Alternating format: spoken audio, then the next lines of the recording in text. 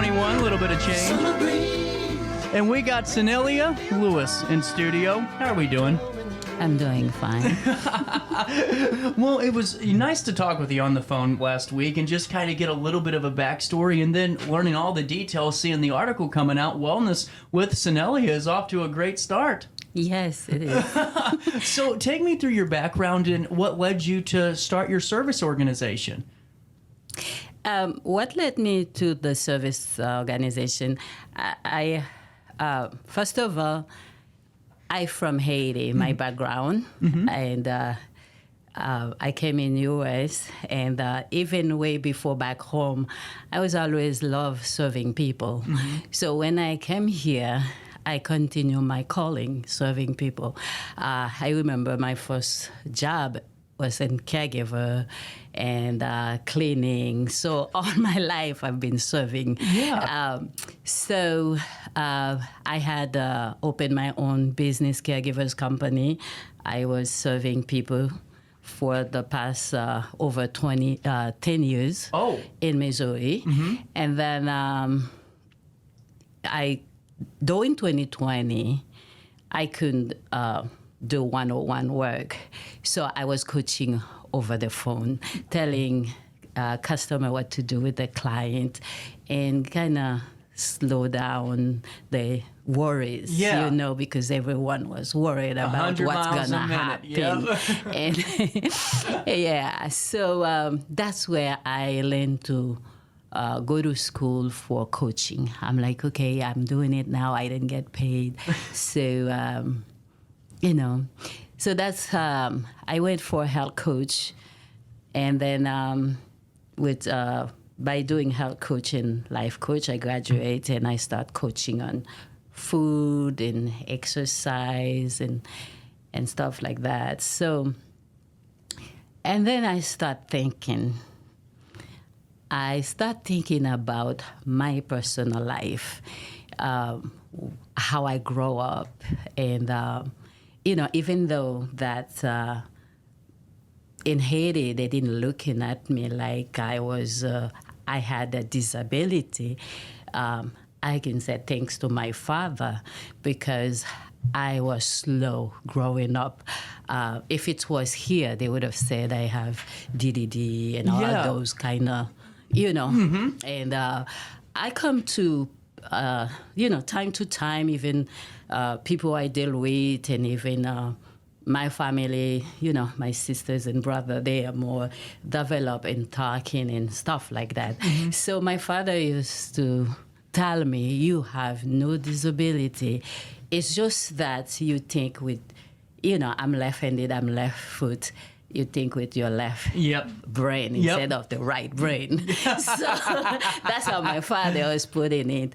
And then with the coach my father was giving me and all that, music was my best subject, and even up to now, sometimes I know I annoying people because I can sit, if I sit too long, I start mumble song in my head, in my throat and stuff like that. So those little signs people might see.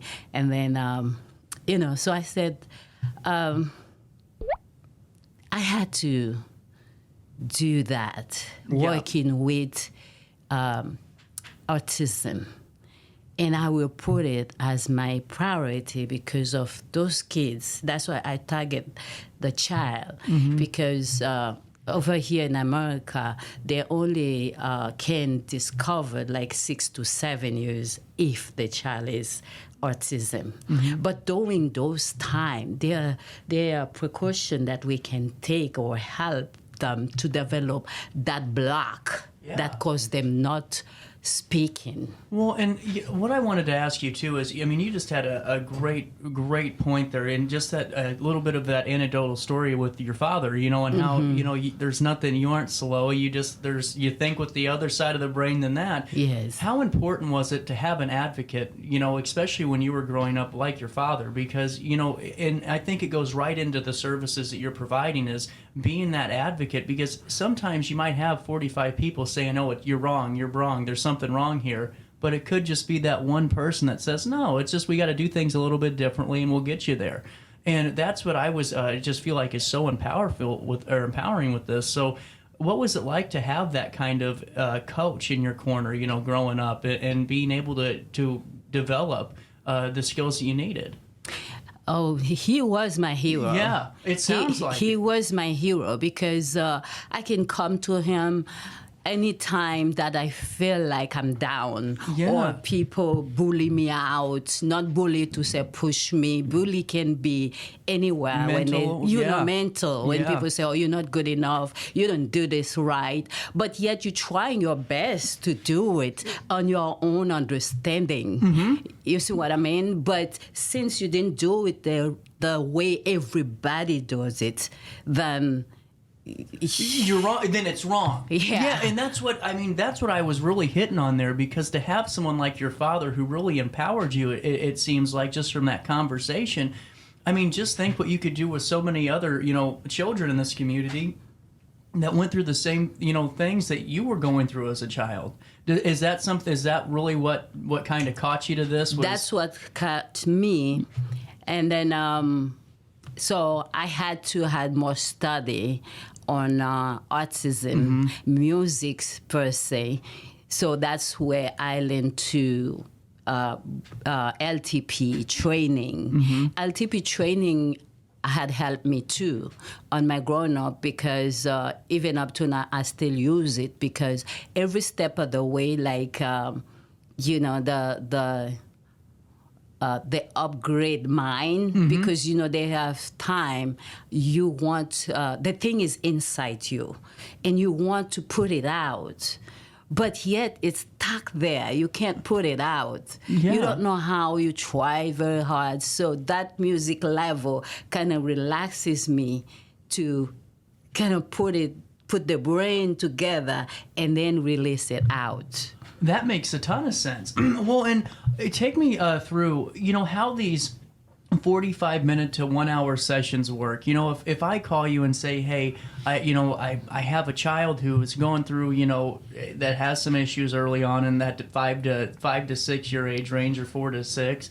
What's that look like? What do those first conversations look like? What's that first meeting look like?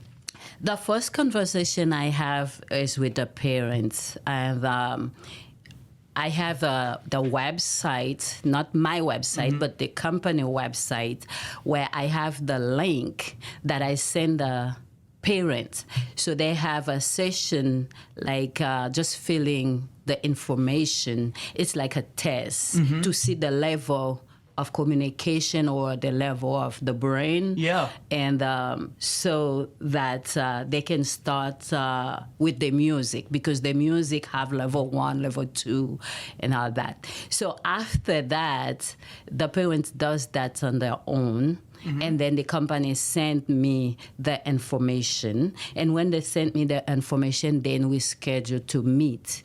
So when we meet for the 45 minutes, it's kind of like just I have the headphone, and then I sit with the child. I went to their home because of little child. Yeah. So, and plus I don't have a space yet. It's in the goal, but not yet. We're getting there. Yeah, we're getting there. So they listen to the music every 15 minutes. I give a break that they can take a break. And then while they listen to the music, they can use any books, anything they want to do. I just want their intention to kind of sit still. They can draw a book, or, drawing, or watching a show, or anything. But it's sitting just like I'm sitting with you, your headphone on, and then the music is on. And that's how the 45 minutes gone for the first time, the second time. And then after, normally after 5 days of the listening program, the child might, start getting used to you and start asking you question, or maybe smile, or maybe do, things like that. Well, and now take me through, just just what you were going back to with the first kind of session, first couple of sessions, just kind of getting familiar with the program, familiar with the music, familiar with what's going on. take me through session 6, session 7, where all of a sudden we're in full swing and this program's firing all cylinders. The child's really participating in it, and it's connecting and working. What does that look like from maybe the first session you have to the 6th session you'll have with a child? What are the differences? Okay, the differences the parents might see. Let's say some kids, it's different from kids to kids, okay? The child might have, let's say, the ear, they're like sensitive. They can't hear any noise. You almost have to talk like whispered. Some children, if you really, even like I'm talking to you, they might close their ears. Like they feel like you're speaking too loud, you're screaming, you know. So that's a sensitivity that they have in the ear. So let's say we target that part with the music. And then the music kind of going slow and cure that sensitivity. I get it now. I am 100. Okay, this is really cool. Yes. This is real. Now it all makes sense now, because I was understanding, and now whenever you said that, it's about helping fix that sensitivity level. Okay. Yes. I guess I'm learning with everybody else today, because I don't have a background in this, but this is really powerful, because you know what I think is really amazing is the power of music, you know, and just how much good it can do and how much benefit, and not even just in terms of autism, but even all the way up to Alzheimer's patients who can hear music and all of a sudden they remember things, and it's incredible. And now, what signs do you see when that child starts to really achieve what they need to achieve with that hearing sensitivity? Is it just pretty clear that everything's starting to work? Do the signs just show through themselves that, you know, the child's not plugging their ears up anymore? They aren't maybe getting overstimulated rather quickly in conversations like this? Is there pretty clear signs that we're on the right track? Yes, it's pretty clear signs. It's just like, for example, I had a 17 years old who couldn't sleep in Missouri. The mother called me, and they have struggled with that child for weeks. They couldn't get him calmed down. Yeah. And because he was talking without stop. Everything that he learned when growing up, he was, TV watching, playing game, and he was like calling his own name the game star. Yeah. So when the parents called me and said, "Can you help me with that child?" I said, "Sure, I'll come."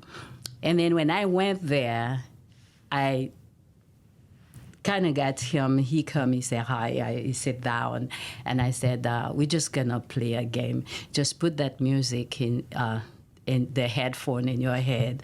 And then he sit, and then he listened to the music. He said, okay, I understand this music, I know this music. And he was playing the beat, you know, in his head, but he was doing that, like shaking his head and stuff. And then he listened to the 15 seconds of music. And then he got up, he go and get and drink water, and the mother sit there and realized he was calm while he was on the break. Yep. He didn't talk. Yeah. And he was talking without stopping. You know, it's just like when you got a broken record. Yeah. The broken record keep repeating itself. Exactly. Until you stop it. That's what the music does. The music correct the unstopping or sensitivity or the block that that block you, that you can't see the clarity. That's what the music. So we have different music for a different child. That's the reason why you take that test for the first time. That is incredible. I mean, that is really incredible. Yeah. And to finish the story, that night the child slept all through the night. The father and the mother called me. What did you do? Why, my child? He slept. I said, I didn't do nothing. It's just the music, the training.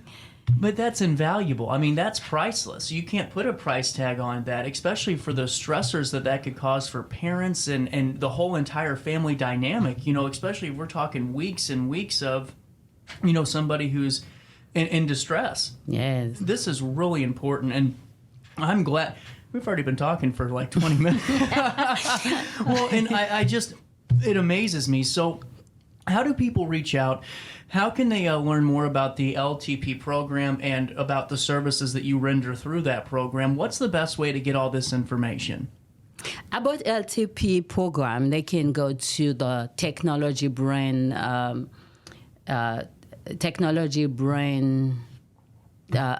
.com. Okay. I didn't bring No, the no, website, but it's in my website. They can log into it.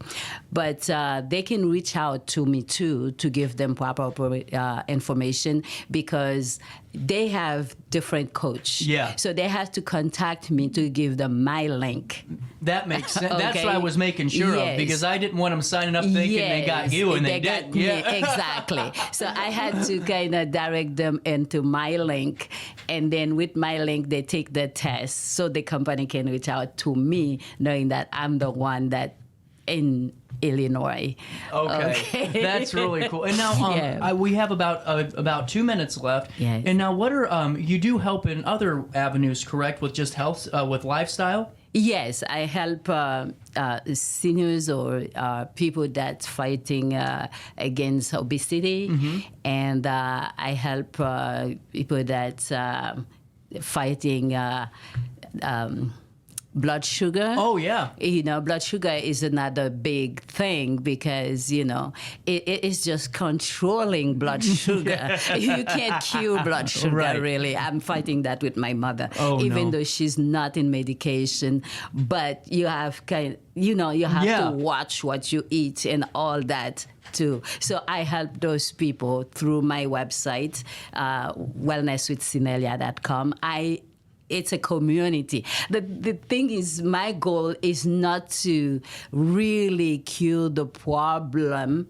It's to help people stay in wellness. So even though you're not sick and you want to be happy, or if it's just a meditation, or just we have the group for that. We even have a group for grieving, people that lost a loved one, where you can sit and talk and really express, because when you express yourself without judgment, it's going to help you to move forward. 100%. Yes. Sinelia, just keep up the great work. This was a wonderful conversation. If you want to come back on in a couple of weeks or next month and fill us in on the growth that you've had, and even more in depth in your services, we'd be more than happy to have you back. Thank you. The time is 9:38 on this Monday morning. Man, it feels like the weekend never happened, We're going to take a quick break, and we come back. We're going to be talking to OSF Healthcare. This is really cool. Coming up tomorrow, they're having the National Eucharistic Pilgrimage Benediction at the St. Francis Convent for the 100th year